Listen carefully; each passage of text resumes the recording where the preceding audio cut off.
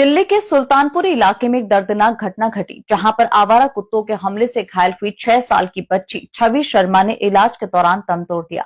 बच्ची को 30 जून को कुत्ते ने काटा था और उसे रेबीज के इंजेक्शन लगने थे, लेकिन चौथे इंजेक्शन से पहले ही उसकी हालत काफी बिगड़ गई। छवि मूल रूप से कानपुर की रहने वाली थी और यहाँ अपने बड़े चाचा चाची के साथ रहकर पढ़ाई कर रही थी। परिजनों ने आरोप लगाया कि वो पास ही की गली में एक रिश्तेदार के घर पर जा रही थी, तभी एक कुत्ते ने उस पर हमला कर दिया। बच्ची ने खुद को बचाने की कोशिश की, लेकिन कुत्ते ने उसे पूरी तरह से काटा। बाद में लोगों ने उसे छुड़ाया। स्थानीय लोगों ने बच्ची को अस्पताल पहुंचाया, जहां उसका इलाज डॉक्टर भीमराव अंबेडकर हॉस्पिटल में शुरू हुआ। उसे रेबीज का पहला इंजेक्शन दिया गया, पर इलाज के दौरान ही बच्ची की मौत हो गई। एक बार अपना नाम बताइए। मेरा नाम मंजू शर्मा। मंजू जी, क्या घटना हुई है आपके बच्चे के साथ? मेरी 6 साल की बेटी थी। वो 30 जून को अपनी मौसी के घर शाम को 4:30 से 4:45 के बीच में जा रही थी। उनके घर के थोड़ा सा ही पहले उसको एक आवारा कुत्ते ने गिरा के उसको ज़्यादा काट लिया था। फिर हम लोग को यहाँ पे घर पे खबर आती, हम लोग तुरंत उसको लेके अम्बेडकर हॉस्पिटल लेके गए। उसको वैक्सीन लगाई, 1 घंटे लिटा के रखा था। उसके बाद उसको फिर टीके लगाए गाँव में। जो घाव उसके थे ज़्यादा थे, उसमें से उन्होंने 2-3 घाव में दवाई नहीं दी, उसको इंजेक्शन नहीं डाले थे। हम उसको लेके फिर घर पे आ गए। हमने सोचा हमारी बेटी सुरक्षित है। फिर 3 तारीख को फिर उसको टीके लगे, हम फिर लगवाने गए। 7 तारीख को फिर लगवाने गए। अब हमारी बेटी को 28 तारीख को लास्ट टीका लगना था। उसके पहले हमारी बेटी 20 तारीख को स्कूल गई। स्कूल में उसको उल्टी आई है, उल्टी के आते ही घर पे आई है। फिर उसी दिन से उसको बुखार आने लगा था। सारे वो पहले अम्बेडकर हॉस्पिटल ले गए, फिर उन्होंने आगे रेफर करते करते करते करते मेरी बेटी 25 तारीख को एक्सपायर हो गई, डेथ हो गई। तो ये पता लगा किस वजह से एक्सपायर हुई कुत्ते ने? हाँ, कुत्ते का वायरस था। कुत्ते का वायरस। हाँ, तो आपने बताया कि वैक्सीनेशन भी उसका हो गया था, उसके बाद भी ऐसा क्या रीजन था कि वो एक्सपायर हो गई?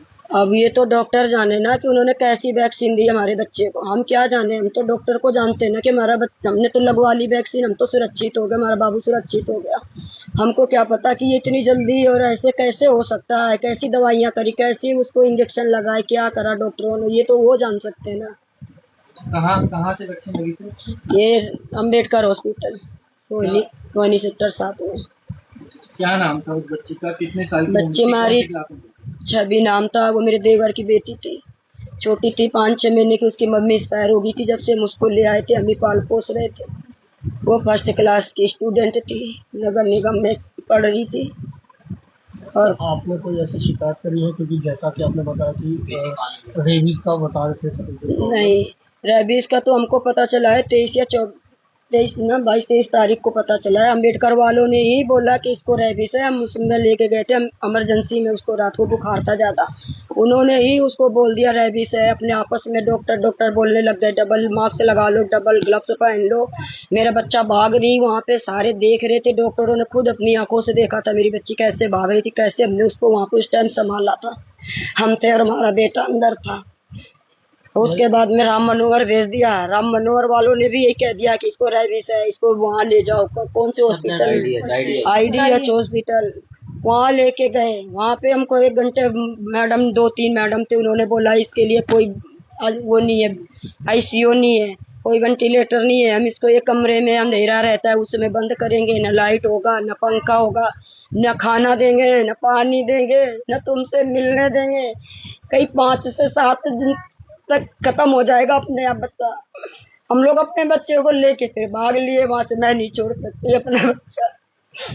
फिर हम अपने आप सफदरजंग हॉस्पिटल आए।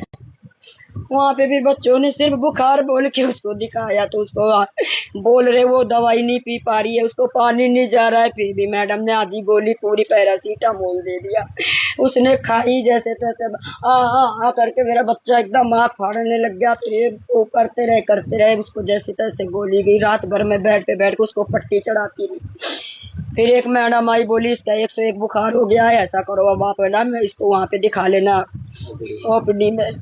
फिर OPD में पर्ची बनवाया, वहाँ पे बहुत सारे डॉक्टरों को दिखाया, मगर उन्होंने सारी को किसी न किसी तरीके की जांच नहीं करी, या ब्लड जांच के कोई वैसी जांच उसकी करते, किसी भी तरीके की जांच नहीं करी। बस ऐसे ही बोल दिया, उसको चला के घुमा के बुला के ऐसे करके देख लिया। बाद में कह दिया इसको घर ले जाओ और इसको रेबीज नहीं है, इसको नॉर्मली बुखार है। हम घर लेके आए। 3 दिन बाद आना, दवाई ले जाओ, ये खिलाते रहना। हमने 250 की दवाई ली वहाँ पे। बच्चा मेरा पी नहीं पा रहा था, हम उसको देते दवाई तो कैसे देते। फिर भी हमने यहाँ पे वो बहुत कोशिश करके ड्रॉप से डाल डाल के उसको 2-2 बूंद तब भी दवाई दी कि इसके आराम हो जाएगा, शायद इसको पेट में दवाई जाए, इसका गला खुल जाए, इसका मुंह आवाज निकल जाए। फिर मेरा बच्चा और घबराने लग गई और वो कैसे कैसे करने लग गई, आंखें ऊपर चढ़ने लग गई। तो हम लोग सारे पे डर से क्या भाग लगता गए। है कि ये अगर अस्पताल की लापरवाही की वजह से हाँ। अगर समय पे ठीक इलाज मिलता हाँ, तो मेरी बच्ची को पहले ही जब हमने वैक्सीन लगवाई है उसी में ही लापरवाहियां हुई है।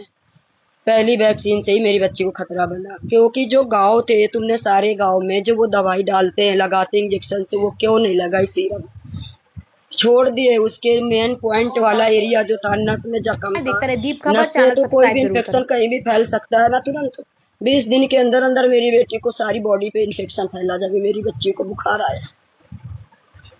देखते रहे दीप खबर चैनल सब्सक्राइब जरूर करें।